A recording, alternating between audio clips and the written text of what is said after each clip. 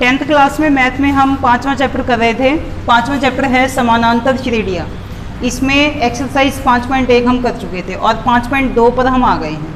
5.2 में हम देखेंगे, जैसे हमें एक AP दे रखी है। AP होती है A1, A2, A3 up to AN। तो ये हम पहले कर चुके हैं, ये हमारा पहला पद है। दूसरे में से पहले पद को माइनस करेंगे तो हमारा D निकल जाएगा A, फिर हम D निकाल लेते हैं। A होता है पहला पद, इसका जो भी मान है। D होता है A2 माइनस A1, ये हम कर चुके हैं। यदि हमें AP का कोई भी पद निकालना है, कितने ही नंबर का, मीन्स ये मान लेते हैं हम AN निकालना है, तो AN के लिए हमने फॉर्मूला किया था A plus N minus 1 D। हमने ये फॉर्मूला किया था, तो हम इस फॉर्मूले से ही अब इस एक्सरसाइज के क्वेश्चंस को भी हल करेंगे। तो कोई नया फॉर्मूला इस एक्सरसाइज में नहीं आता है अभी तक। पहला क्वेश्चन है, निम्नलिखित सारणी में रिक्त स्थानों को भरिए जहां AP का प्रथम पद A, सार्वंतर D, Nवां पद AN है। तो इस टेबल में हमें कुछ मान दे रखे हैं और डॉटेड में भी दिया गया है, तो जो डॉटेड दे रखा है उसका मान हमें निकालना है। A का मान है 7, D का मान है 3, N का मान है 8, AN के आगे ऐसे डैश डैश लगा रखा है, इसका मतलब है कि हमें AN का मान निकालना है। अब AN के लिए फार्मूला क्या होगा? A plus N minus 1 D। N की वैल्यू क्या है? 8। A का मान कितना है? 7। N की जगह क्या आ जाएगा? 8। और D का मान हमें क्या दिया गया है? 3 दिया गया है। 8 में से 1 गया 7, 7 दिया 21, 21 और 7 28। तो ये हमारा पहले क्वेश्चन का AN यानी कि A8 निकल जाता है। समझ में आ गया?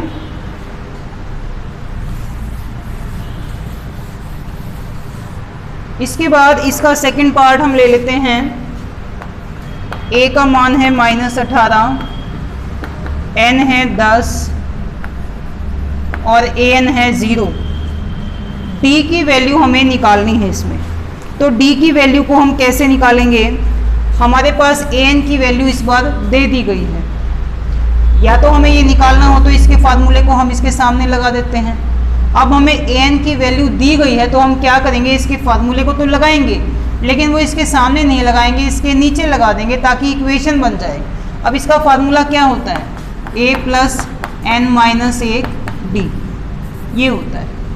A का मान कितना है? -18, N का मान कितना है? 10 माइनस 1 और D हमारे पास है नहीं, D हमें निकालना है, तो ये ऐसे ही रह जाएगा। अब -18 को यहाँ ले आएंगे तो +18 हो जाएगा। 10 में से 1 माइनस करेंगे 9 इंटू D, 9D। 0 प्लस 18 क्या बन जाएगा? ये 18 बन जाएगा। इस D को यहीं रख लेते हैं, ये गुणा है इधर आकर के भाग हो जाएगा, 9 दूनी 18, D का मान निकल गया। तो जब हमें AN का मान दे रखा है तो फार्मूले को नीचे लगा देंगे, जब AN निकालना है तो फार्मूले को सामने लगा देंगे। जो भी चीज़ नहीं है, A नहीं है, D नहीं है, N नहीं है, वही निकल जाएगा। जैसे अभी इसका थर्ड पार्ट है, थर्ड पार्ट में A का मान नहीं है, डैश डैश, D का मान है -3 और N है 18 और AN दिया गया है -5, ये दिया गया है। तो क्या करेंगे, AN के नीचे इसके फॉर्मूले को लगा देते हैं। AN का फॉर्मूला क्या होता है? A plus N minus 1 D -5। A का मान दे नहीं रखा, डॉटेड में है तो इसका मान निकालना है। N दिया गया है 18 माइनस 1 और D का मान हमारे पास कितना है? -3। तो देखो -3 को हम ऐसे ब्रैकेट में लगा देंगे क्योंकि माइनस आ गया इसके साथ, इक्वल टू -5। A प्लस 18 में से 1 माइनस करेंगे तो 17 इंटू -3, 17 दिए 51, प्लस माइनस को मल्टीप्लाई करते हैं तो क्या आता है? Minus, equal to -5। अब -51 को यहाँ ले आएंगे तो ये क्या बन जाएगा? प्लस बन जाएगा और 51 में से 5 गए 46, बड़े के आगे प्लस है तो यहाँ क्या आ जाएगा? प्लस आ जाएगा। बिल्कुल इजी क्वेश्चन है, समझ में आ गया होगा।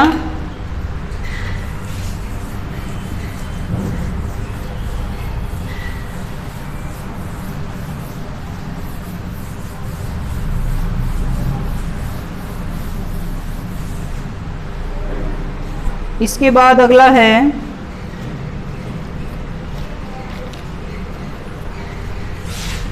पहले का चौथा पार्ट। ए का मान दिया गया है -18.9, डी है 2.5, एन के आगे डॉटेड है मीन्स निकालना है ये, और ए एन दिया गया है 3.6, ये दिया गया है। तो ए एन के नीचे फार्मूले को लगा देंगे। ए एन का फार्मूला क्या होगा? a plus N minus 1 D equal to 3.6 आ जाता है। अब ए का मान क्या दिया गया है? -18.9। एन का मान दिया नहीं गया है, निकालना है, तो एन ऐसे ही रह जाएगा। और डी का मान है 2.5 इक्वल टू 3.6। क्या करेंगे? पहले इसको यहाँ लेकर के आएंगे, ये माइनस है, यहाँ आकर क्या बन जाएगा? प्लस बन जाएगा, प्लस 18.9 आ जाएगा।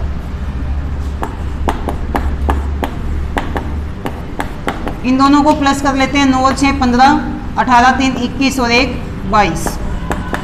ठीक है, प्लस किया हमने। अब क्या कर लेते हैं? 2.5 यहाँ गुणा है, इसे यहाँ ले आएंगे तो क्या बन जाएगा? ये भाग बन जाएगा, यहाँ बीच में गुणा का निशान है।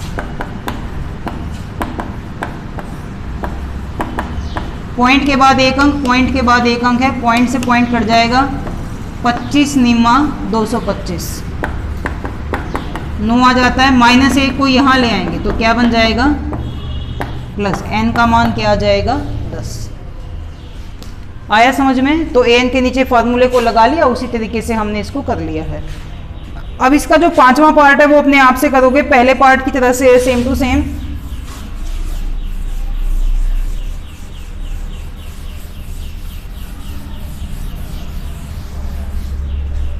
तो अब हम इसका अगला पार्ट कर लेते हैं। सेकंड क्वेश्चन, निम्नलिखित एपी में निम्नलिखित में से सही उत्तर चुनिए, उसका औचित्य दीजिए। बहुत इंपॉर्टेंट क्वेश्चन है, पेपर में बहुत बार आता है ये क्वेश्चन। इसके दोनों पार्ट, सेकंड का फर्स्ट पार्ट, एपी है 10 7 4 डैश डैश, इसका 30वां पद है। 4 ऑप्शन दिए गए हैं, 97 77 -77 -87। तो चारों ऑप्शन में से हमें एक ऑप्शन को बताना है कौन सा है। सबसे पहले हम एपी का कोई भी पद निकालें, उसके लिए पहले ए होना चाहिए, डी होना चाहिए। यदि दिए हुए हैं तो ठीक है, नहीं तो उनको निकाला जाएगा। अब ए का मान क्या है इसमें? 10, पहला पद। डी यानी कि 7 अंतर कॉमन डिफरेंस निकालते हैं, A2 minus A1।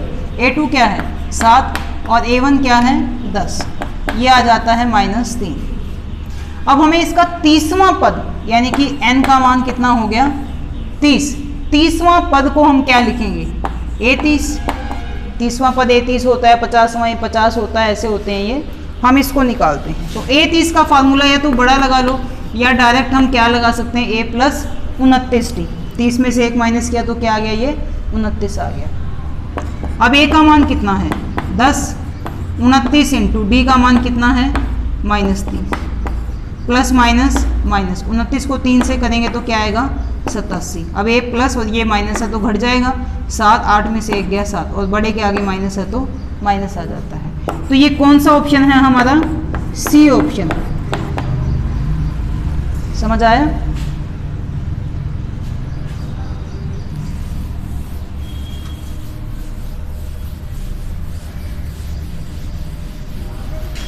Second part अपने आप से निकालोगे, सेम इसी मेथड से होगा। इसमें 11वां पद निकालना है, A प्लस 10D आ जाएगा। इसके बाद देखो तीसरा क्वेश्चन है, निम्नलिखित समानांतर श्रेणियों में रिक्त खानों के पदों को ज्ञात कीजिए। थर्ड क्वेश्चन का फर्स्ट पार्ट।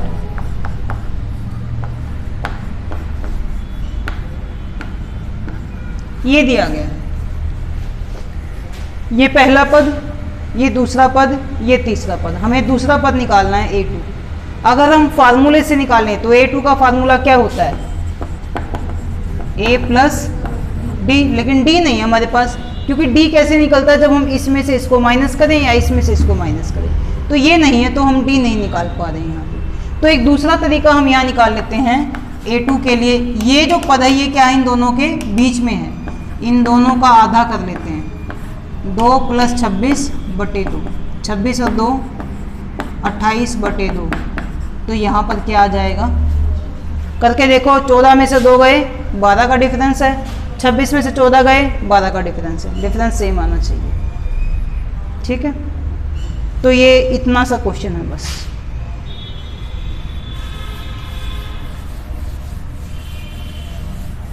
सेकंड पार्ट है, पहले बॉक्स है 13, 3, ये दिया गया है। तो ये जो बॉक्सेस हैं हमें इनका मान निकालना है। इसमें क्या आता है, पहला पद यानी a means A1, A2, A3, ये वाले बॉक्सेस में जो नंबर आएंगे हमें वो निकालने हैं। ये कौन सा पद है, दूसरा पद यानी कि A2 है ये, तो A2 को हम लिख देते हैं। देखो पहले हमारे पास होना चाहिए A और D, तभी हम कोई भी पद निकाल सकते हैं।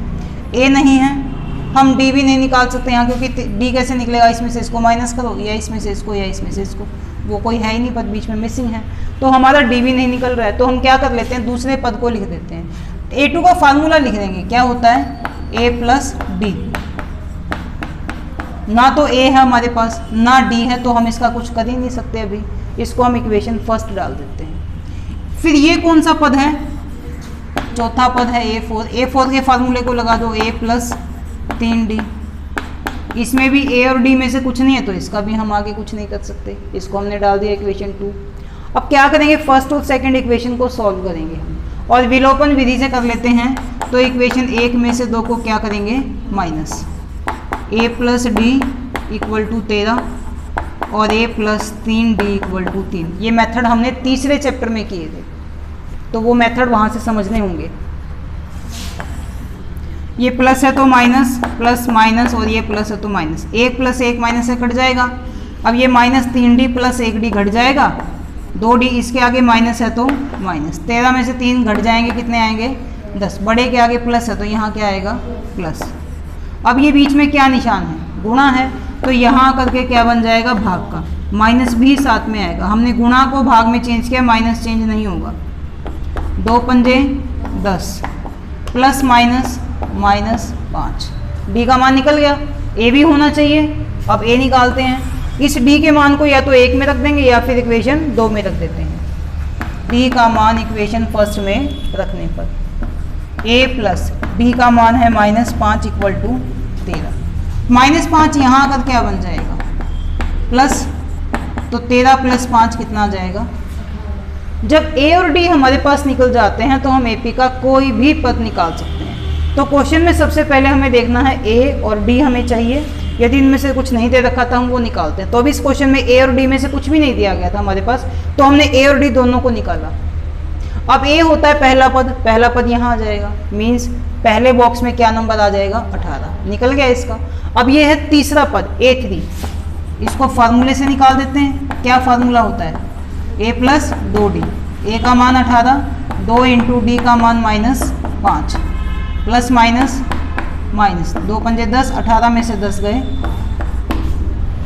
आया समझ में।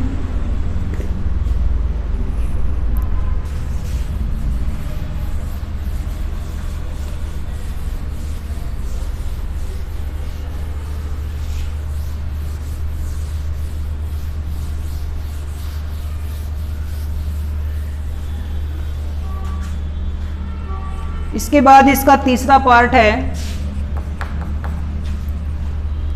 5, 9.5।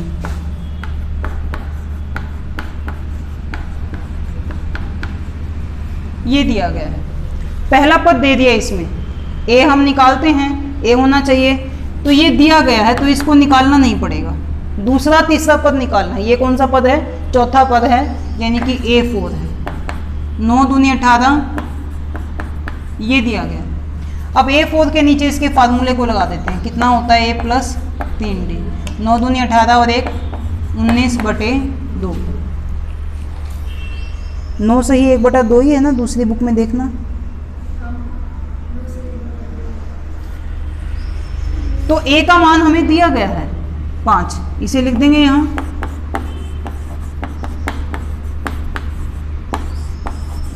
अब +5 को यहाँ ले आते हैं, माइनस हो जाएगा, एलसीएम ले लेंगे, क्या आ जाएगा 2, 2 से 2 कट जाएगा 19, 2 पंजे 10, 3 डी इक्वल टू 19 में से 10 गए 9, ये गुणा का 3 है यहाँ आकर के, भाग का 3 तिया 9, 3/2। ए दिया हुआ था, बी हमने निकाल दिया। अब कोई भी पद निकाल सकते हैं, तो अब इसका दूसरा पद निकालते हैं A2। A2 के लिए फार्मूला क्या होगा, ए हमारे पास था 5 और डी हमने क्या निकाला 3/2, एलसीएम ले लेंगे, 2 आ जाएगा, 2 पंजे 10, 2 से 2 कट जाएगा 3, 10 और 3 13/2। देखो स्टेटमेंट जो है वो मिक्स्ड फ्रैक्शन में है,